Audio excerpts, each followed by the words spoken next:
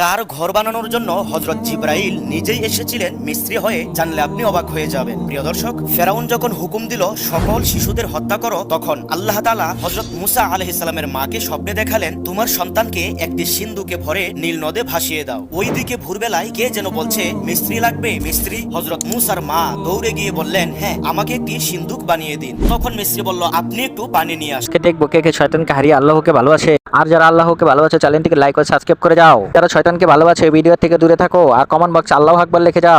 তখন মুসা আলাইহিস সালামের মা পানি আনতে গেলেন। এরপর এসে দেখেন মিস্ত্রি সিন্ধুক বানিয়ে বসে আছে। এরপর মিস্ত্রি সিন্ধুকটি হাতে দিয়ে দ্রুত চলে যাচ্ছে। তখন মুসা আলাইহিস সালামের মা বললেন, কি হলো, টাকা নিবেন না? মিস্ত্রি বলল, না, লাগবে না। তিনি বললেন, তাহলে পরিচয়টা দিয়ে যান, কোন দেশে আপনার বাড়ি, কোথায় ঘর? তখন মিস্ত্রি বলল, মা, আমি দুনিয়ার কোনো মানুষ না, আমি আল্লাহ তাআলার দরবারের মিস্ত্রি। আমার বাড়ি হলো আসমানে, আর আমার নাম হলো হযরত জিবরাইল আলাইহিস সালাম। আপনার সন্তানকে বাঁচানোর জন্য আল্লাহ তাআলা আমাকে মিস্ত্রি বানিয়ে আপনার কাছে পাঠিয়ে